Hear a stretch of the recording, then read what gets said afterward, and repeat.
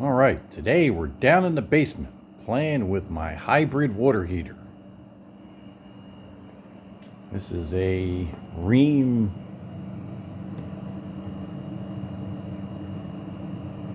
heat pump electric hybrid water heater. So basically you can run it in heat pump mode where it works kind of like in the reverse of your air conditioner, and it heats water by drawing the air in from the basement and running it across the condenser coil and running through the Freon expansion compression process and extracting heat and putting it into water. And one of the reasons I got this, I installed it right in the beginning of July this year, and the price of anthracite coal has gone up for me. It's just about doubled in the past couple of years because of, political things happening in the world and in our country. So I figured, well, you know what? I'll just stop burning coal in the summertime and run this thing, because it's definitely going to be cheaper than running the coal-fired boiler and heating the indirect water heater. And so this has been running for a few months. It's the end of September right now, so it's worked great, and I don't really have a way of measuring how much electricity it uses, because the bulk of my electric bill right now is, well, over the summer, is the air conditioning load. And I can't even notice this causing a difference in the bill because of the electric load. So, on the AC. So far it doesn't seem to be costing much of anything to run it, but I'm sure it costs something. It's probably in the range of $50 or less a month. But now that it's the end of September and it's not cold yet, but we've had kind of a wettish, coolish end of September.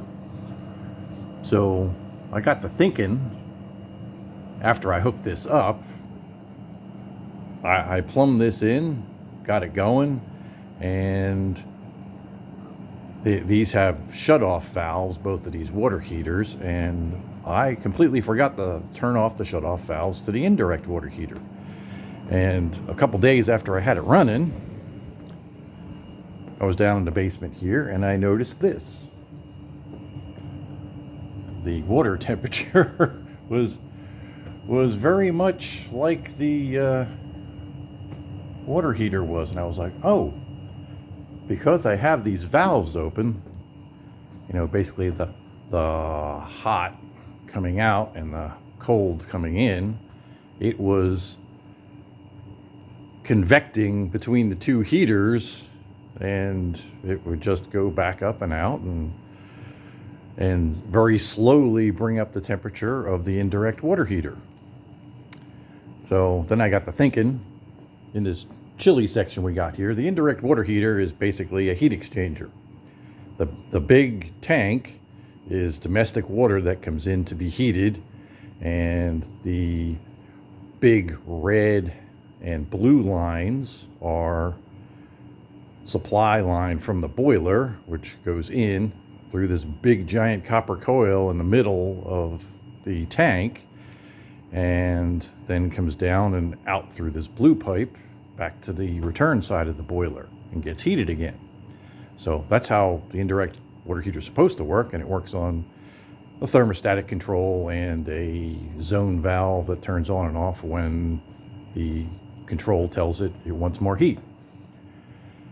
And so I got to thinking, like, well, this is a heat exchanger, and it's receiving heat from this hybrid water heater. I wonder if it'll work backwards. So what I did was I turned the circulator pump on on the boiler and started, forced the zone valve open and started pumping water through it.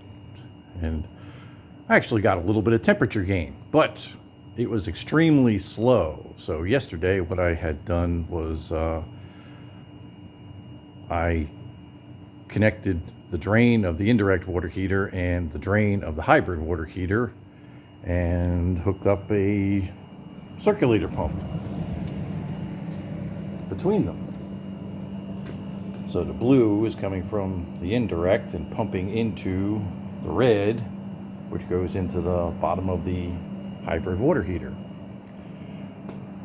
And it's just running 24/7 now, so there's constant circulation between these two. And this is domestic water. But the heat exchanger in here picks up enough heat and sends it back to the boiler and has brought the boiler temperature up to 130-ish degrees, which is enough to heat my house. My very complicated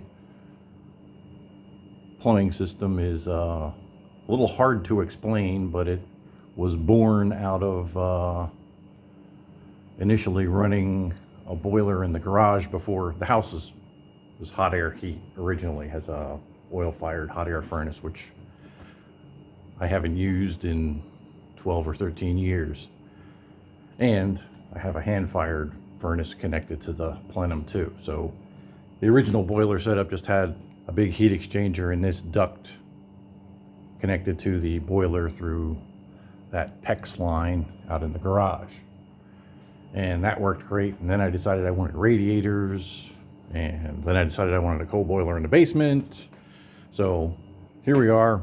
It was simple, then it got complicated, and we added stuff on. And this is basically, heating system wise, this is a constant loop of water that we keep at 110, 120 degrees in the wintertime. And the radiators in the house don't have any problem heating the house on the coldest day of the year when they've got 110 degree water in them. So that's what kind of made me think that it would be possible to use the hybrid water heater. Theoretically, the hybrid water heater it says it's rated at like 4.5 kilowatts. I believe it is, which I calculated equates to a little over 15,000 BTU. If I remembered that all right. I know it came out to whatever it's rated at converts to about 15,000 or so BTU. And I figured, like, well, the heat load of my house is about 30,000 BTU on the coldest day of the year, which we don't get very often down here. So I figured, well, we'll backfeed this and see if we get anything. Now, we did game it a little bit in our favor by putting it in high demand mode and setting the temperature at 135 degrees rather than 115 degrees like we were doing. But so far, I was able to heat the smaller of the two living room radiators, and it's been going down to low 50s at night here, and that is plenty to keep the house at 70 degrees.